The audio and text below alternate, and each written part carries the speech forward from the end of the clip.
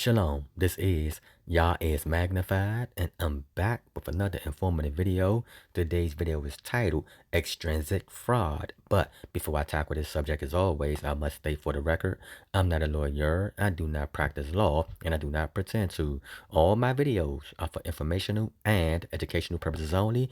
They're all facts and all truth, nothing more, nothing less. So with that being said, I would like for you all to hit that like button, and also if you're new to my channel, hit that subscribe button, and also hit that notification bell so you all can be notified as I'm dropping these powerful videos. So without further ado, let's get to it. Okay, so now the reason why I'm doing this video is because there's multiple individuals hit me in my email, asking me about extrinsic fraud and asking me to explain it. So after I explained it to about 20 people, it's starting to become repetitive. And, I don't have time to keep explaining the same things over and over and over again. So to prevent that, I decided to make this video. And if anyone else asks me about extrinsic fraud, and if they haven't watched this video, I can simply refer them back to this video to get a better understanding of what, in fact, extrinsic fraud truly is, okay? So now, as you all can see, we're coming from the Black Law Dictionary. Let's pick this up where it states extrinsic fraud, highlighted in yellow, and it reads, fraud which is collateral to the issues tried in the case where the judgment is rendered. Then it further states, type of deceit. So again, extrinsic fraud is in fact a type of deceit. But let's continue. Which may form basis for what? For setting aside a judgment, as for an example, a divorce granted ex parte because the plaintiff/spouse falsely tells the court he or she is ignorant of the whereabouts of the defendant/spouse, which is in fact, guys, a form of deceit, okay? So extrinsic fraud has nothing to do with the case itself. Extrinsic fraud has everything to do with the outside of the case, or something that happened outside the case, okay?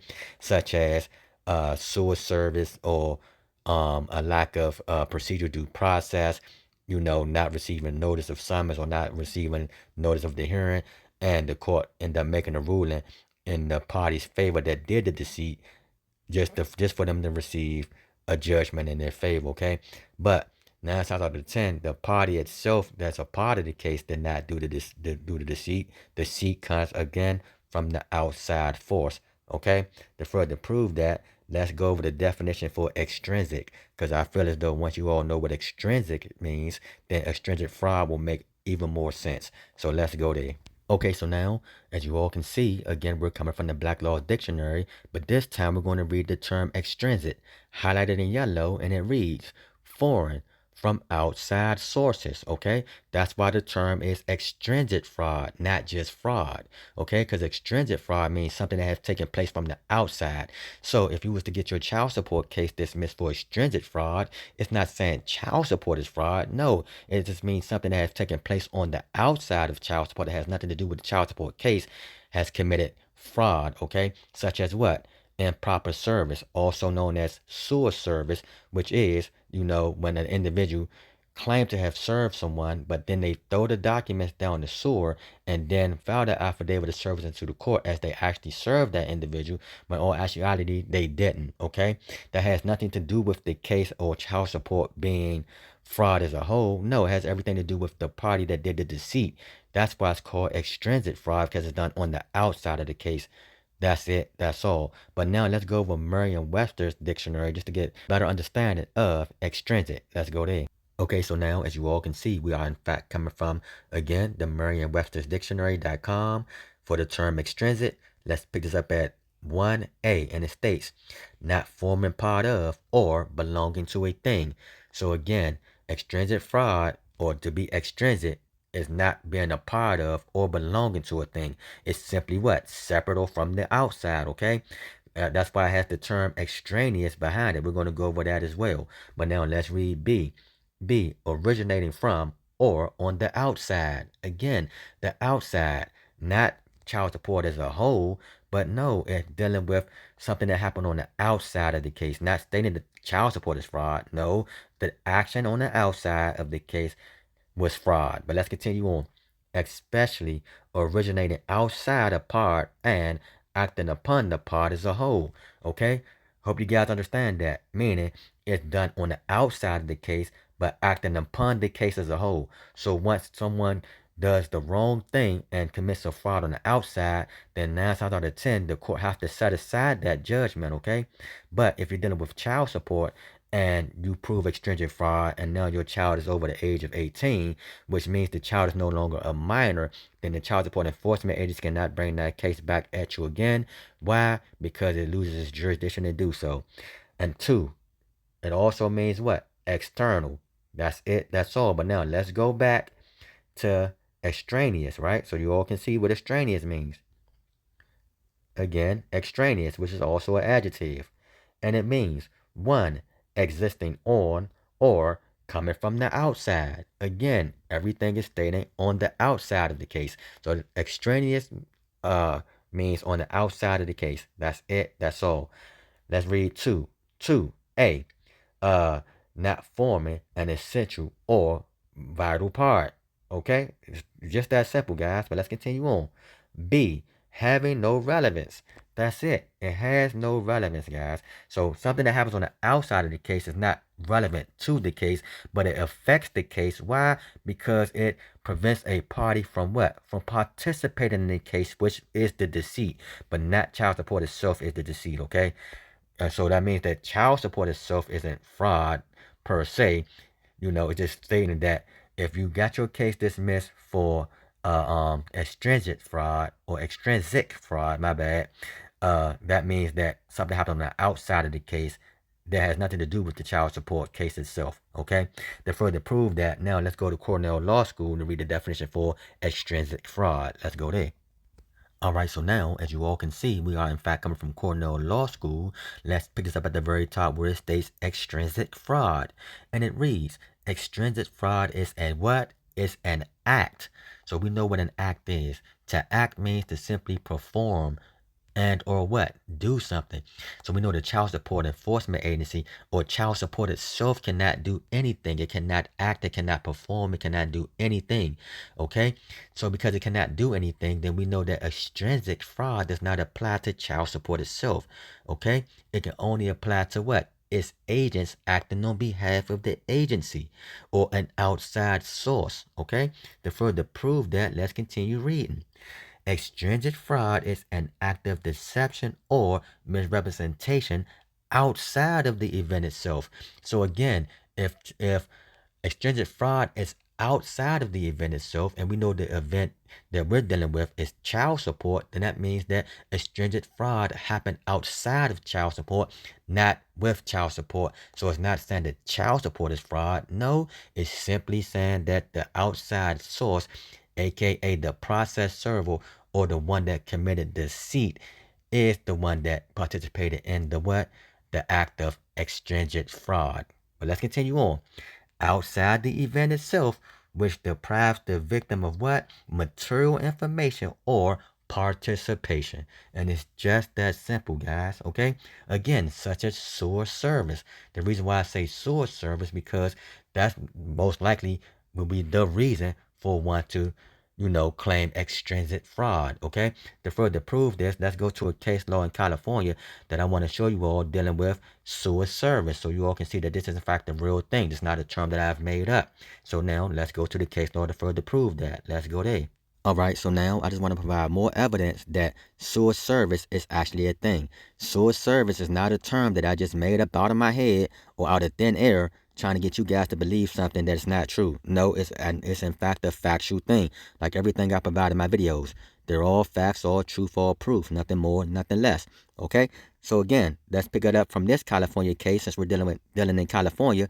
And this case is titled Holmes versus Electric Document Processing, Inc. Again, we're coming from, this case was held in the United States District Court, Northern District of San Jose Division. So you all can see that, right?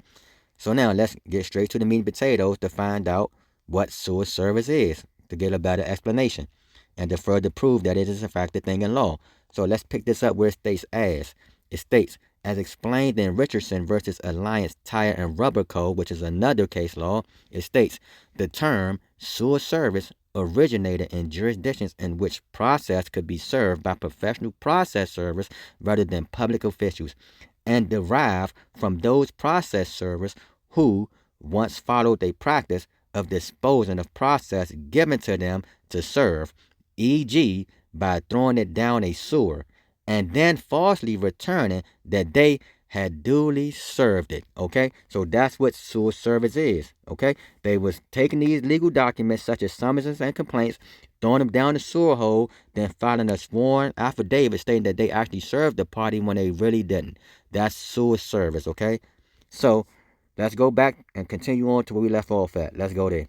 Okay, we're right back. Now let's pick this up where it's highlighted at right here. This states extrinsic. Let's continue reading at the top. Extrinsic fraud commonly arises in contract disputes and in what? Civil actions. We know that child support is in fact a what? A civil suit. So it makes it a what? A civil action. But let's continue. Courts' abilities to cure extrinsic fraud falls within their what? Equitable powers. For example, in Aharoni versus Maxwell, the California Courts of Appeals invoked their inherent equitable powers and found extrinsic fraud where a plaintiff induced the defendant not to contest the action by misrepresenting the facts and falsely promising to settle the action. Right? So again, that's what? Misrepresentation of facts. Also considered to be what? Extrinsic fraud, which is done what? Outside of the case itself. It didn't make the lawsuit fraud. No, it made the act that was done to prevent the individual from properly challenge the court or to properly receive due process for he can properly defend themselves, which is in fact fraud done on the outside, which makes it extrinsic fraud. Okay, but let's continue on. Let's pick it up right here, highlight it. What states other? It states other examples from California Court of Appeals includes filing a false what? Return of summons, such as what? Again, sewer service. That's all a false return for summons is. It's considered to be sewer service. Okay, basically meaning that what? The process server never actually served the individual, but decided to do what? Throw the documents in the sewer and then file an affidavit of service stating that they actually served the individual when they didn't, okay? And we're going to go over this case law in a few, okay? Which is what? County of San Diego versus Gorham. The reason why I'm doing that case law because that is in fact a child support case. But let's continue on. Then it states, or inducing a party not to retain an attorney by representing that they will what? Not sue, which is also what? A form of deceit. Done where? Done on the outside of the case, okay? Which makes that also extrinsic fraud. And that case law is what? Department of Industrial Relations versus Davis. But let's continue on. It states, to establish a case of extrinsic fraud, a plaintiff must prove the elements of fraud. Why? Because extrinsic fraud is this fraud outside the case. That's it. That's all. So now let's go to County of San Diego versus Gorham. Let's go there. Okay, so now I will not be going over this case in its entirety, but I will just go over the main points just to further prove what extrinsic fraud truly is, okay? So again, we're coming from the County of San Diego versus Gorham. This is a Court of Appeals of California case, 4th District, Division 1. The date of the ruling was July 21st, 2010, as you all can see. If you all want to read this case in its entirety, you can simply do a Google search and it will pop up, okay? Again, this appeal is from the Superior Court of San Diego County. As you all can see, that's the case number and everything else. But now we're going to read the opinion and then we're going to read the decision, okay? And it states, opinion. It states, Artis Earl Gorham appeals from an order denying his motion to set aside a 1998 default judgment obtained against him by the County of San Diego Department of Child Support Services, DCSS, and to dismiss the action. He brought his motion to vacate the judgment on grounds the trial court never acquired jurisdiction over him in this case because he was never served with a summons and complaint contrary to the fraudulent representation of the process server's returns, and therefore the judgment was void. Further, because of the summons and complaint were thus not served on him within 3 years of the date of this action was commenced, Gorham also moved for mandatory dismissal of the case under Section 583.210 and 583.250 of the Code of Civil Procedures. Now let's read 1. 1. Before 2000, a special unit of the District Attorney's Office of each county in California was charged with the duty to enforce child support orders in the interest of the public. Again, child support is what? Recuperation of public funds. That's why it states in the interest of the public, okay? Because child support is, in fact, again, recuperation of taxpayer funds. Nothing more, nothing less. But let's continue on. Case law to support that. Then it states right here, beginning in 2000, this responsibility was transferred to a new county Department of Child Support Services, Family Code, subsection 17304, subdivision A. Our reference in this opinion to DCSS, the current responsible entity, also refers as well to the former Family Support Division of the San Diego County District Attorney's Office. Then it states, under the unique circumstances of this case, we determined the trial court erroneously concluded it was foreclosed from granting the equitable relief requested by Gorham's failure to timely file his motion under various statutory provisions in the Code of Civil Procedures and the Family Code for relief from a void child support default judgment because the court never acquired fundamental personal jurisdiction over Gorham. In this case, we reversed the order, deny his motion, and direct the trial court to dismiss this action. So again, because service was not proper, was also is what extrinsic fraud because it's done on the outside because the process server didn't actually serve him. That made the order void, but it did not make child support void. It doesn't mean that child support itself is fraud. No, it means that the person that did the process server who lied, that's a form of fraud. That's extrinsic fraud. And because he lied and he never actually served the defendant, and 3 years has passed since the defendant was served, and the court ruled in his favor to what? To dismiss the case. So now the Child Support Enforcement Agency has to dismiss the case, and if they want to bring it back against him if the child is still a minor, they can. Okay? But they have to do what? The whole process over again. But now let's continue on. Let's scroll down. Let's continue to the decision. Okay, it may be decision or discussion. I think it's decision. Hold on, let me continue down. Discussion, okay? Let's read the discussion. And it reads, on appeal, Gorham contends the trial court abused its discretion when it failed to set aside his 1998 default judgment for paternity and child support after correctly finding that the judgment was void. Gorham essentially raises the same arguments as he raised below, claiming the court lacked personal jurisdiction over him in this case because he was never served with the summons and complaint, and the default judgment was entered poorly on a false return of service, which constitutes at what? Extrinsic fraud. Okay? So because he wasn't properly served, that's extrinsic fraud. But child support itself is not extrinsic fraud or fraud in itself, okay? Let's keep it real, guys. If child support was fraud, then guess what? None of you guys will be on child support, and it's just that simple. But let's continue. It states, which constitutes extrinsic fraud for which the court had authority to set aside at any time by motion or what? An independent action in equity. We agreed the court abused its discretion in denying Groham's motion to vacate the 1998 void judgment and to dismiss this action. So again, guys, that's what extrinsic fraud is. It's basically stating that because a person was not properly served, right? And once they were not properly served, that's considered to be extrinsic fraud because it's done outside the case. Okay, it has nothing to do with child support itself. Child support is not fraud. It's just the process that happened in this case that makes it fraud, okay, or makes the service fraud, not child support itself. So again, that's what I'm gonna do for today. If you all need my help, hit me up in my email at y'ismagnified@gmail.com. Let's get this right wisdom, this right knowledge, and this right understanding. And with that being said, hit that like, share, and subscribe button, and I say shalom.